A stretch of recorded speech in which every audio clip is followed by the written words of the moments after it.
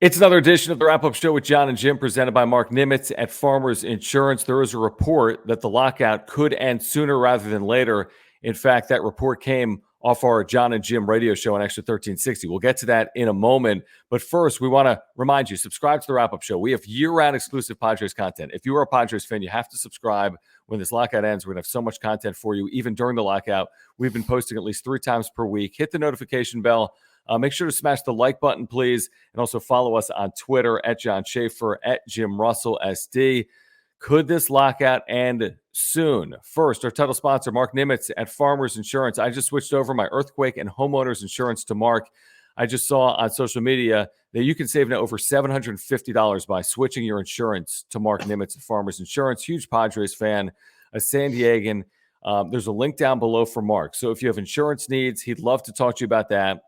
If you want to talk Padres baseball, he would love to talk to you about that. If you support this channel, please contact Mark. Auto, home, renters, or life insurance, he will take care of it. He'll make it super simple, and he will save you money. He can save you hundreds of dollars, Jim, in 2022. And all of his information is above my head, as always. His phone number and his email address, mnimitz@farmersagent.com. That's mnimitz@farmersagent.com. Reach out to him, and when you do, let him know that John and Jim from the Wrap-Up Show sent you. I don't think there's anyone that's more dialed in right now in terms of the lockout than Jesse Rogers at ESPN. He spent 10 days in Jupiter, Florida, doing live reports from Jupiter during that full back and forth between the owners and the players. He came on with us yesterday on the radio and said that in his belief, the lockout will end by March 15th. He said within the next 12 days. When you do the math on that, he said by March 15th. We said, well, hold on. I mean, these two sides met for all these days, and Jim, they didn't come to resolution. But when we spoke with him, he said, well, the truth is they've made a lot of progress. If you look at where they were 10 days ago to right now, they've made a lot of progress. They just didn't finish it off. And he believes it's going to be done in the next 10, 11 days. I hope that's the case. Like I want to be as optimistic as Jesse Rogers. Yep. And like you said, he is way closer to the situation than either of us. So he would know. It just depends on where he's getting his information from. Is it from the owner side, or is it from the player side, or is it just like his own belief that this thing is going to end in the next 12 days? We looked at the schedule. If it does end on March, 15th, 16th, then you're going to look at about 142, 143 games for the season, because you got to add a month, or essentially 3 weeks, for spring training whenever this lockout ends. And that takes you to the middle of April.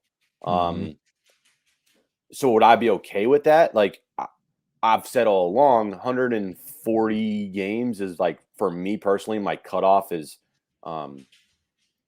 what would feel like a legitimate season, right? I think we both said that around that number. Anything less than that, Vegas has the odds at 120 games. If you go 120, I don't like that at all, because a lot can happen in 42 games. Definitely. You know what I mean? Look at the Padres 2021. Their last 42 game record wasn't good. No, that's a full month and a half of games. And we've seen teams like the Nationals start out really slow. Yeah. And then go on a huge run down the stretch. So I am optimistic. I know that they spoke the other day on Thursday, just briefly in New York. But now we need to start getting, like, okay, they're scheduled to have a meeting together someday. It needs to happen soon. And by soon, I mean like Monday. Yeah, I agree with you. I think that Jesse makes some really good points, and it's easy in the low of the low, like Tuesday, when the two sides couldn't come to an agreement, and then you heard from Rob Manfred and you heard from Tony Clark, and there's all this animosity and bitterness on both sides. It's easy to think, man, it's going to take a lot, because they met for 16 hours and they couldn't get it done, so now what? But the truth is, to Jesse's point, he's like, listen, the owners have raised the minimum salary. The players have acquiesced to the owners' demands throughout this process. The owners even agreed to a 12-team playoff, not a 14-team playoff. The universal DH has been agreed to. The CBT, it's not where they want it to be, but it's gone up. There's this bonus pool of money for pre-arbitration players that didn't exist previously. So, like, there are actual things that have occurred both ways. You and I both feel the same way on this. I think the owners take more accountability for this lockout than the players. I don't really think it's close. With that being said, I'm sure the owners are going to have to acquiesce to some of the owners' wishes in this process as well. to get it done. But he did bring up some really good points about the fact that, minimum salaries are going to go up. The playoff is going to be the right number. The DH is going to be in both leagues. So it's not like these sides are so far apart that it's hard to envision it happens. And then at the end of the day, Jim, like we've said all along, both sides make money by playing. So by not playing, no one's really winning. Maybe they're digging in or trying to prove a point, but ultimately they're in the business of baseball, and the business of baseball needs baseball to be played for either the owners or players to make money. All right, we're going to get back to the video in a moment. We want to welcome our newest sponsor to the wrap-up show, Aura, a natural supplement and plant-based nutrition company with a co-founder, Will, that is a huge Padres fan and a San Diegan, and they've got an unbelievable offer for our viewers today. It's 30% off your first order using promo code WRAPUP at the link down below, which is ora.organic. That is aura.organic. I've been taking this probiotic every single day for the last couple of months. It's just been unbelievable. It's plant-based, great for my digestion. It's so good for your heart health, your overall well-being in general. And they've got so much more, Jim, than just probiotics, whether it's proteins, fish oils. And I know you've been taking the protein every single time you've been working out here recently. Yeah, I take the protein powder. I also take the pre-workout powder here, the raspberry lemonade flavor, jitter-free. When you are finished with your workout, you will not have a crash afterwards. It tastes delicious. It's my favorite tasting pre-workout that I've ever had, to be honest with you. I'm not just saying that. That's the truth. And if you go to their website right now, www.aura.organic, 30% off your first order using our promo code WRAPUP. You can get everything there, like John said, fish oil pills, protein powders, greens, pre-workouts, everything you need to live a healthy lifestyle. Aura has it. Again, www.aura.organic. Use our promo code WRAPUP. You get 30% off your first order.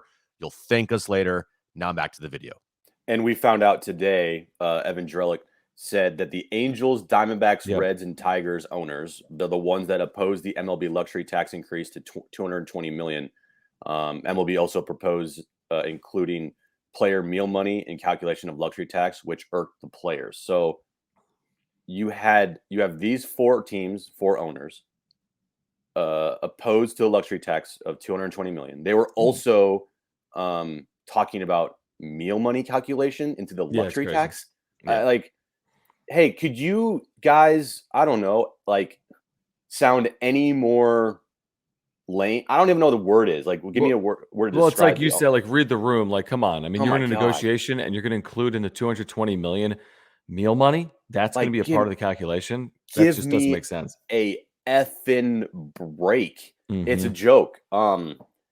If it's just those four teams, though, you could still get it done. You can get it done. That was my next point. Is if it's just those four teams, you can get a deal done. Right. But if we start pushing, when Jesse was on yesterday, we asked him what teams are the teams that would oppose these types of changes and the luxury tax and the CBT. He mentioned the A's. Obviously, the A's are a joke of a franchise from the owner's position. Pittsburgh is a joke of an owner. Milwaukee is a team Milwaukee. I don't know if you saw this today, John, but they tweeted out, get your opening day, or what do you want to see on opening day, or something about opening day. And everyone's like, is no opening day. There's no opening day, guys, at all. So it's a lot of tone deafness. Yeah. If that's even a word. Yeah, no, that's right. That's happening right now in baseball. And it's mind boggling to me. The players set up a fund for all the essential workers that work games, concession stands, cleaning the ballpark, food, whatever it is, they set up a fund. And of course, owners match it. Owners match it because they know that if they don't, it's going to even look more bad for them. It's just constant. I don't think I'll ever get over the fact how these owners are completely, not all of them. I'm not going to put Peter Seidler in that situation, but a lot of these owners are so tone deaf to what is going on with their sport. It's unbelievable. I agree with you. I really do. I was a little surprised that the Angels would be in that list because truthfully, Artie Moreno has spent a lot of money. Now he hasn't spent good money, but he has spent a lot of money. And now there's some reasons you might say, well, are these owners cheap, right? Is that the only reason? There's also the competitiveness. I mean, from the Angels' perspective, they don't win by spending. So why increase spending? They're not winning by spending. So why would they want other teams spending more and potentially taking advantage of that? The other thing I'll say, we talked about Pittsburgh. You mentioned Milwaukee. You know, what's interesting is you think about baseball. Only in baseball does this exist. Like if this was the NFL, when you think about Pittsburgh, you think about a proud franchise that spends like everyone else because there's a cap and everyone spends same. You think about NFL, there's a team in Wisconsin that's nowhere near the market of Milwaukee. It's in Green Bay, and they spend like anyone else because there's a salary cap. There's just the sport is so out of whack with the other sports. Now, some of this, if we're being truthful and fair, is because of the the players' wishes.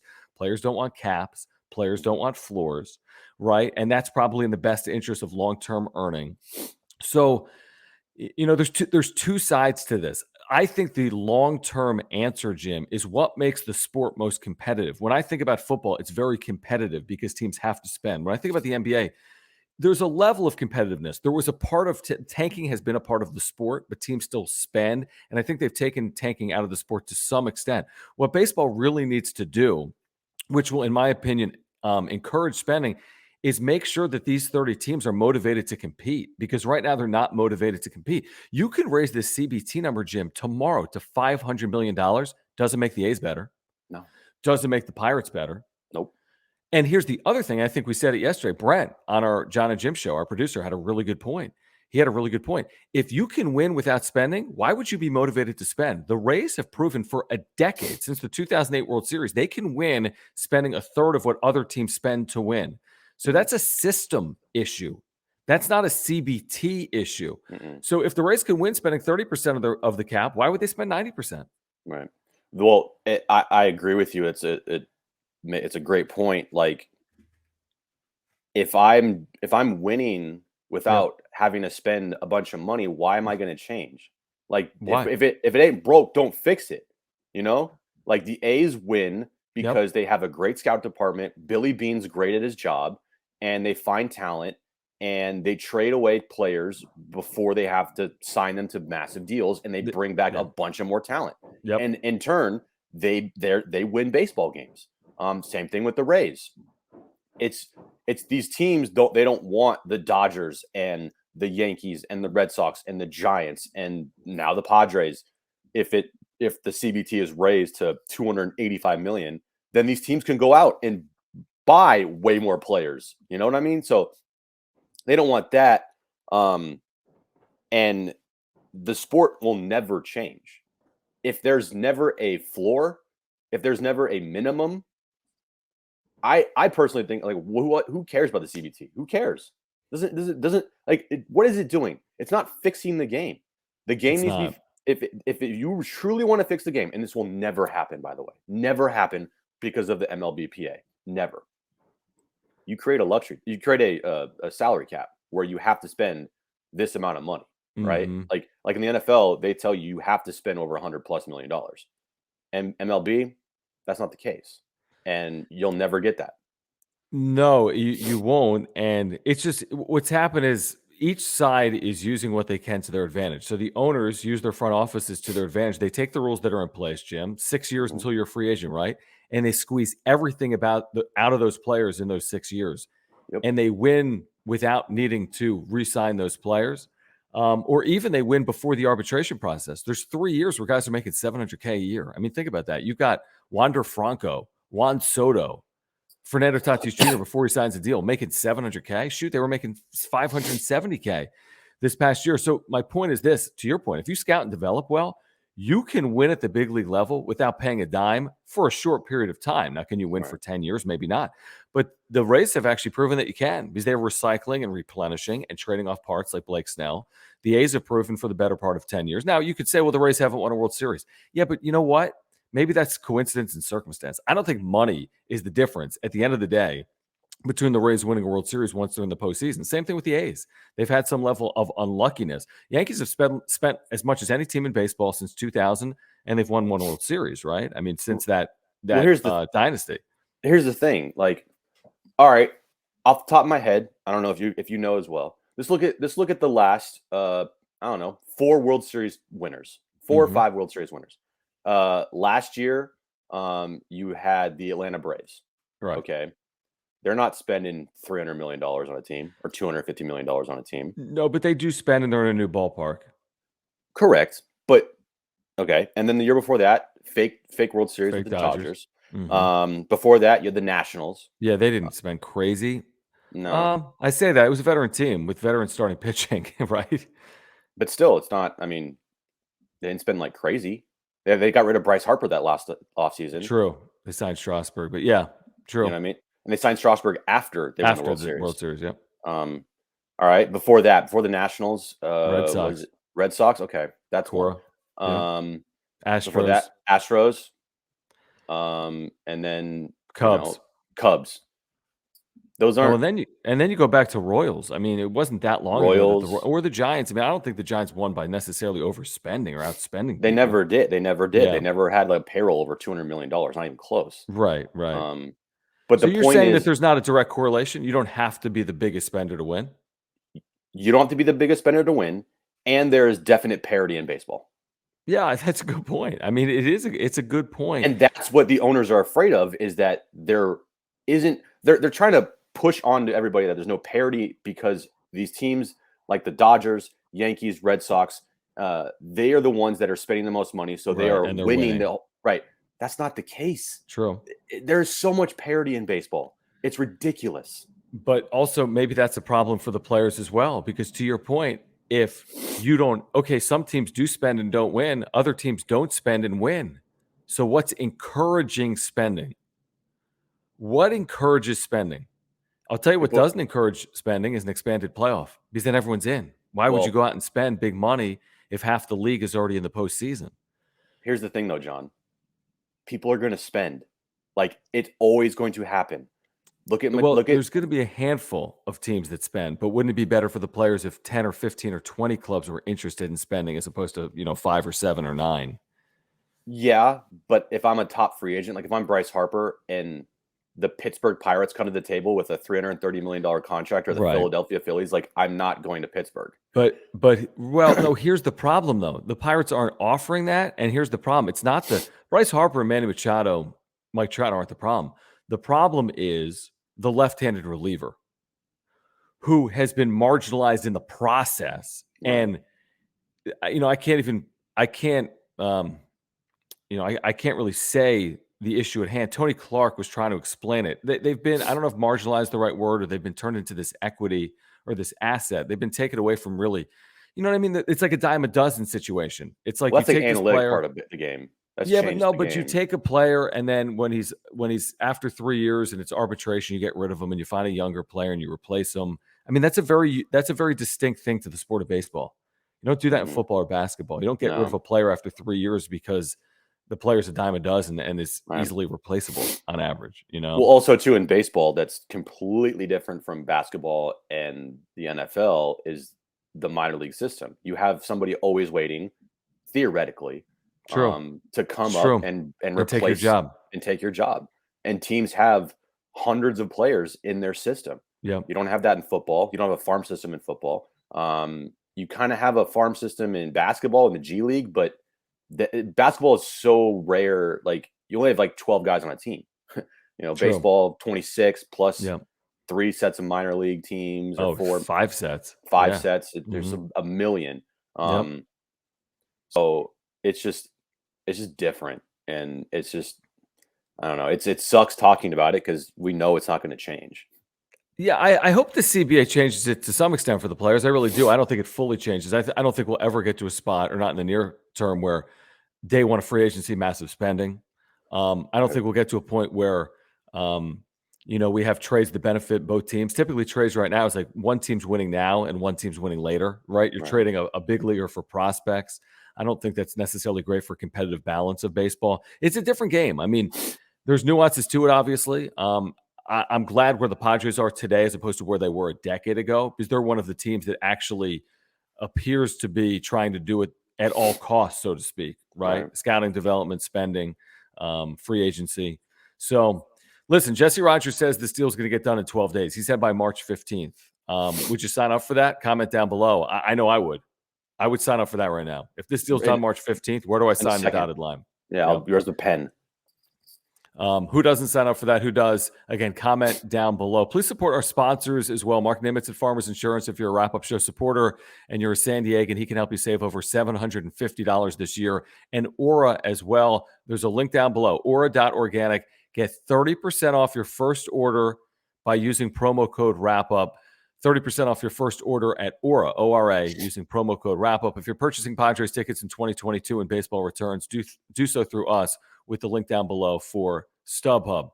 All right, a reminder, subscribe to the Wrap-Up Show. Hit that subscribe button and the notification bell. Smash the like button. And also follow us on Twitter at John Schaefer, at Jim Russell SD. And until next time, for Jim, I'm John. This has been the Wrap-Up Show presented by Mark Nimitz at Farmers Insurance.